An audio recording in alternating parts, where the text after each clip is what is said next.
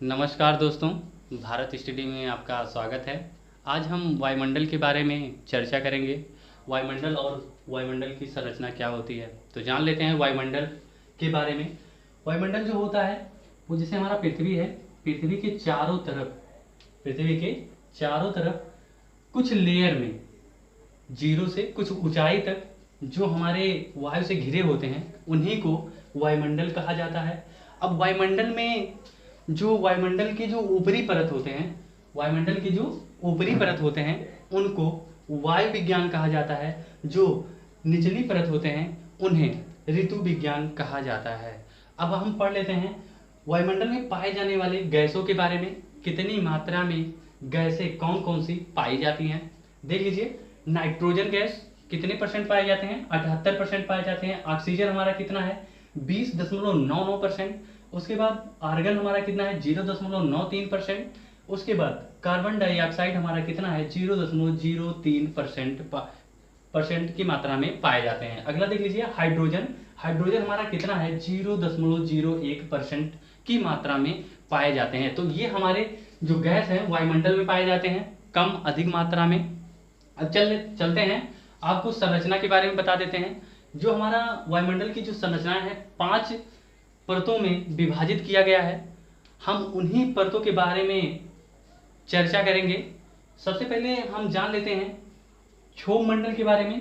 सबसे पहले हम बता देते हैं उनकी जो सीमाएं हैं, जो सीमाएं बांटी गई हैं उनके बारे में थोड़ी जानकारी जान लेते हैं। पहला हमारा क्या है? क्षोभ सीमा।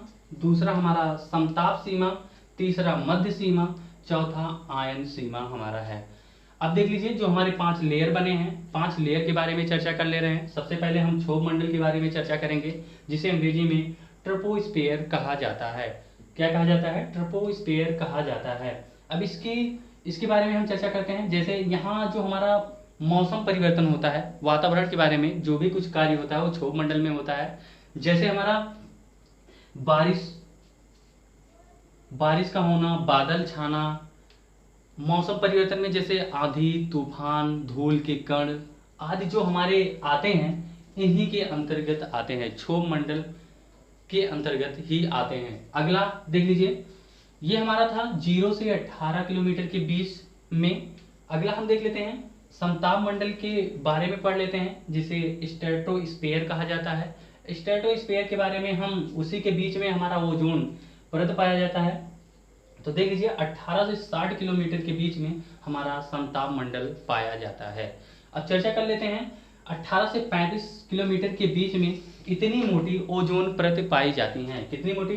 18 से 35 किलोमीटर के रेंज में ओजोन परत पाई जाती हैं। ये कार्य क्या करती हैं? जो सूर्य से निकलने वाली पराबैंगनी किरणें होती हैं उनको रोकने का काम हमारा ओजोन परत करता है। जब सूर्य से निकलने वाली जो पराबैंगनी किरणें होती हैं वो मानव को बहुत इफेक्ट करती हैं। जैसे चर्म रोग हो जाना, जो सूर्य से निकलने वाली जो पराबैंगनी किरणें होती हैं वो मानव को इफेक्ट करती हैं। उससे होने वाले जो रोग होते हैं, जैसे चर्म रोग होता है, बहुत सारे रोग हो जाते हैं, तो ये ओजोन परत उन्हीं को रोकने का कार्य करता है।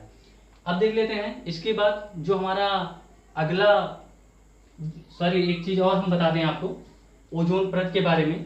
जब ये देखा गया, जब ओजोन परत को देखा गया कि ओजोन परत में जो संक्षरण होने लगा, तो उसमें 1987 में मॉन्ट्रियल प्रोटोकॉल पर सहमति हुई। हम चलते हैं अगला 60 से 80 किलोमीटर के बारे में पढ़ लेते हैं। उसमें जो मध्य मंडल का जो लेयर होता है, इसमें होता क्या है? ये जो टेम्परेचर जो हमारा होता है, तापमान में जो गिरावट होता है, इसी लेयर के अंतर्गत आता है। किसके? मध्य मंडल के अंतर्गत आता है। इसे अंग्रेजी में क्या कहते हैं? मेसोस्फीयर कहा जाता है। कौन सा लेयर कहा जाता है? मेसोस्फीयर कहा जाता है। अगला देख लीजिए, उसके बाद आता है 80 से 640 किलोमीटर के रेंज में हमारा कौन सा आता है, कौन सा लेयर आता है? उसे हम आयन मंडल कहते हैं। इन्हें इन्सोस्फीयर कहा जाता है। कौन सा स्फीयर? इन्सोस्फीयर कहा जाता है। इसमें काम क्या होता है इसके बारे में जान लेते हैं।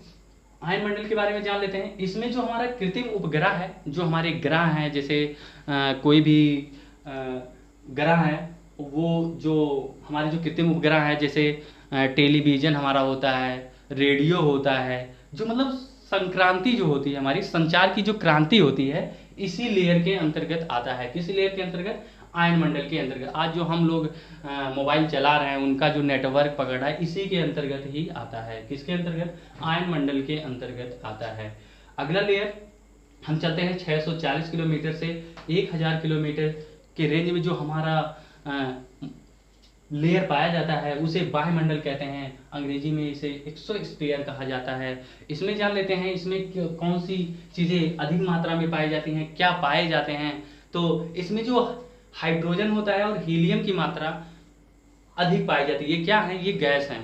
इसमें देख लीजिए, ऊपर बढ़ता है तो इसमें इसके तापमान में क्या होती है? वृद्धि होती रहती है। तो इसमें अधिक मात्रा में क्या पाया जाता है? हाइड्रोजन और हीलियम गैस पाई जाती है। देख लीजिए यहाँ मैप के माध्यम से। एक बार हम और थोड़ा सा डिटेल में बता दे रहे हैं। क्षोभ मंडल के बारे में है। क्षोभ मंडल हमारा जो है, कभी कभी क्वेश्चन ये पूछ लेता है कि क्षोभ मंडल के जस्ट ऊपर कौन सा लेयर पाया जाता है। तो कौन सी परत पाई जाती है? ओजोन परत पाई जाती है, अगर ओजोन परत दिया है तब, नहीं तो समताप मंडल परत पाई जाती है। अगला क्वेश्चन क्या होता है? अगला क्वेश्चन हमने ये छोड़ दिया था कि जो समताप मंडल में जो हवाई जहाज, जैसे हवाई जहाज उड़ते हैं, उड़ाई जाती है, तो किस लेयर में उड़ाई जाती है, किस परत में उड़ाई जाती है, किस मंडल में उड़ाया जाता है? तो वो समताप मंडल में उड़ाया जाता है। अगला देख लीजिए, ये जो मेसोस्फीयर है, इसमें हमने बताया जो तापमान होता है उसमें ज़्यादा मात्रा में गिरावट होती है। अगला देख लीजिए, आयन मंडल जो हमारा होता है, जो हमने बताया है कृत्रिम उपग्रह जैसे रॉकेट और मिसाइल जो भी हैं, इसका संप्रेषण इसी मंडल में, आयन मंडल में किया जाता है। अगला देख लीजिए, जो हमारा वायुमंडल है, हमने बताया है कि वायुमंडल जो हमारा है, ये इसमें कौन सी मात्रा अधिक मात्रा में पाई जाती है? तो हाइड्रोजन और हीलियम की मात्रा वायुमंडल में अधिक पाई जाती हैं। तो दोस्तों, ये जो वीडियो हमने आपके लिए लाया है, बहुत ही मेहनत करके लाया है।